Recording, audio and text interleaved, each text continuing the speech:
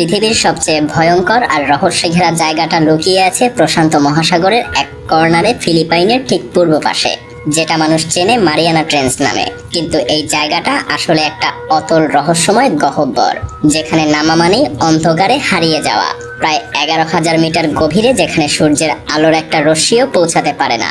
এমনকি সেখানে নেমে গেলে মনে হবে চারপাশ থেকে অজস্র দৈত্য আপনার শরীরটাকে থেতলে দিতে চাইছে। এই গহ্বরে ঢোকার সাহস খুব কম জাতিই দেখিয়েছে, কিন্তু সম্প্রতি এক দেশ যেন অন্য সব হিসেব ছুঁড়ে ফেলে ঝাঁপিয়ে পড়েছে এই দুনিয়ার গভীরে। হ্যাঁ, চীন। তারা এখন আর কেবল গবেষণা করছে না, তারা সমুদ্রের এই গভীরে রোবট পাঠাচ্ছে, সমুদ্রের তলে স্থায়ী ঘাঁটি বানানোর ছক কষছে। এমনকি সমুদ্রের পেটে যেসব মূল্যবান খনিজ আর সম্পদ আছে, সেগুলো আগেভাগেই নিজেদের করে নিতে মরিয়া হয়ে উঠেছে। অন্যদিকে যুক্তরাষ্ট্র সহ পশ্চিমা দেশগুলোর অনেকেই মহাসাগর গবেষণার আগ্রহ হারিয়ে ফেলেছে। তাহলে প্রশ্ন ওঠে, মারিয়ানা ট্রেঞ্চের গভীরে কি এমন আছে যার জন্য চীন এত মরিয়া হয়ে উঠেছে? কেন সমুদ্রের গভীরে গড়ে তুলছে রোবটের ঘাঁটি? চলুন আজ এগুলোই জানবো। সমুদ্রের উপরে ঝকঝকে আলো থাকলেও নিচে নামতে নামতে দ্রুতই পাল্টে যায় সেই চেনা পৃথিবীটা। প্রায় 200 মিটার পর্যন্ত পানির স্তরটা আলো এবং প্রাণে ভরা, কিন্তু এরপরেই শুরু হয় অন্ধকারের রাজত্ব। যত নিচে নামা হয় ততটাই আলো ফিকে হতে থাকে, আর পানির চাপ বাড়তে থাকে ভয়ঙ্কর ভাবে, যেন চারপাশ থেকে ধীরে ধীরে কোনো অদৃশ্য হাত আপনাকে চেপে ধরছে। 1 কিলোমিটার নিচে পৌঁছাতেই সূর্যের আলো পুরোপুরিভাবে হারিয়ে যায়, আর সেখান থেকেই শুরু হয় এক অদ্ভুত জগৎ, যেখানে প্রাণীরা নিজেদের শরীর থেকেই আলো জ্বালিয়ে শিকার খুঁজে বেড়ায়। আরো নিচে গেলে শুরু হয় আরো এক নতুন স্তর, যেখানে কিছু অদ্ভুত জীব, যেমন লম্বা বাহুর স্কুইড বা ফুলে ওঠা মাছ, অতিমাত্রার চাপ আর অন্ধকারের মধ্যে দিব্যি বেঁচে থাকে। প্রায় 4000 মিটার নিচে শুরু হয় অ্যাবিস অঞ্চল, যেখানে চির অন্ধকারে সমুদ্রতল পুরো পলিমাটিতে ঢাকা পড়ে আছে। দেখলে মনে হবে এটা এক বিরান মরুভূমি, কিন্তু এই পলিমাটির নিচে লুকিয়ে আছে কোটি কোটি বছরের ইতিহাস। উপরের দিক থেকে ধীরে ধীরে যে মৃত প্লাঙ্কটন, মাছ বা ধুলোকণা পড়ে, তাদের তৈরি স্তরকে বলে মেরিন স্নো। এই কার্বন সমৃদ্ধ স্তর সমুদ্রের নিচে তৈরি করেছে এক বিশাল গোপন ভান্ডার, কিন্তু তবুও খাদ্যের অভাবে এখানে খুবই কম প্রাণী টিকতে পারে। তবে মাঝে মাঝে এখানে নামে এক দুর্লভ অতিথি, যেমন যদি কোনো তিমি মাছ মারা গিয়ে সমুদ্রের তলে পড়ে, তাহলে তার শরীরের চারপাশে হঠাৎ করেই গড়ে ওঠে এক সম্পূর্ণ নতুন জগৎ, যেটা বছরের পর বছর ধরে টিকে থাকে, আর একেই বলে হোয়েল ফল।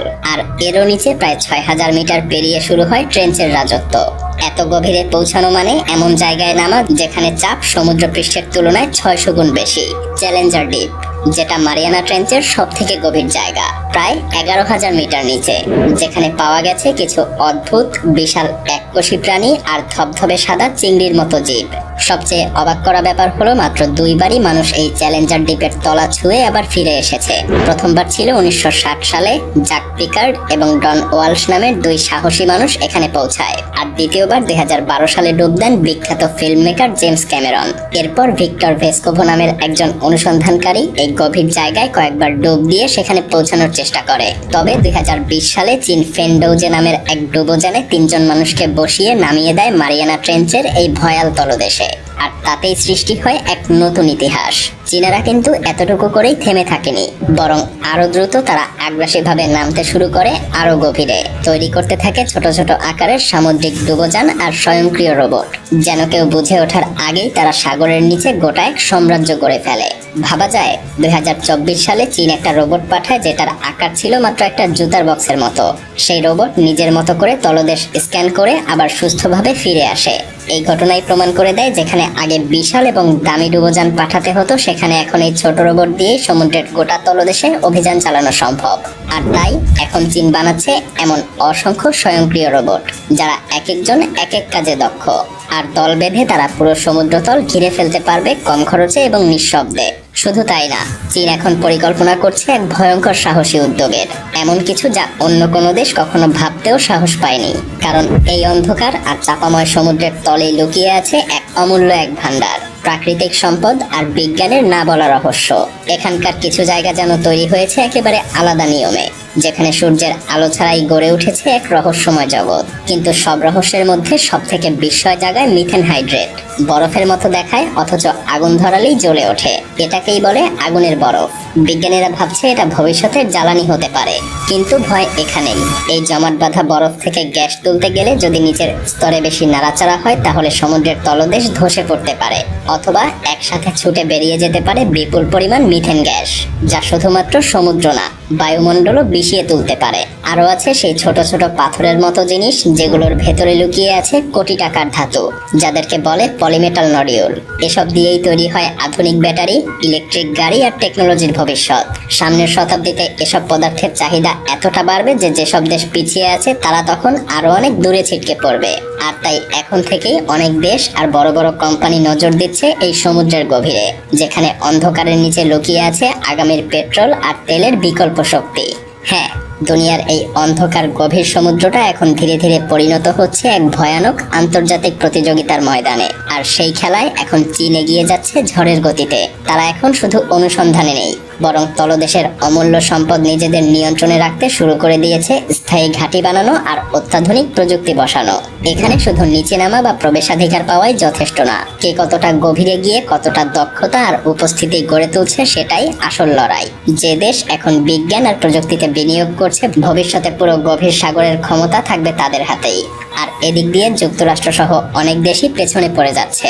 তাদের বাজেট কমছে, আগ্রহ কমছে, আর সেই সুযোগে চীন অনেক দূর এগিয়ে গেছে। এখন বলা চলে গভীর সমুদ্রের অদৃশ্য সিংহাসনে বসার লড়াইয়ে তারাই শীর্ষে। কিন্তু এখানেই শেষ না। আধুনিক দুনিয়ার গোটা যোগাযোগ ব্যবস্থা গড়ে উঠেছে এই মহাসাগরের বুকের নিচে। তলদেশ জুড়ে ছড়িয়ে আছে lakh lakh kilometre submarine cable, যেগুলো দিয়েই চলে ইন্টারনেট, ব্যাংকের লেনদেন, এমনকি সামরিক তথ্য আদান প্রদানও। বাইরে থেকে দেখতে মজবুত মনে হলেও এই কেবলগুলো আসলে খুবই নাজুক।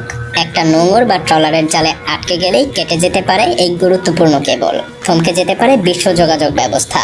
আর ঠিক এখানেই চীন 2025 সালে প্রদর্শন করেছে এক ভয়াবহ প্রতিভা, কেবল মেরামতকারী নামে এক রোবট, যেটা 1000 মিটার নিচে গিয়ে তার খুঁজে বের করতে পারে, এমনকি চাইলে সেই তার নিঃশব্দে কেটেও দিতে পারে।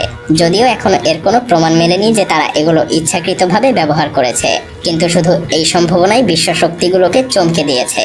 কারণ যদি এই গভীর তারগুলো কারো নিয়ন্ত্রণে চলে যায় তাহলে সারা বিশ্বের যোগাযোগ, ব্যবসা আর নিরাপত্তা সবকিছু মুখ থুবড়ে পড়বে। এ কারণেই গভীর সমুদ্র এখন আর শুধু গবেষণার জায়গা নয়, এটা হয়ে উঠেছে আধিপত্যের যুদ্ধক্ষেত্র। আর এই যুদ্ধে কে জিতবে তা নির্ভর করছে আজকের সিদ্ধান্তের উপর।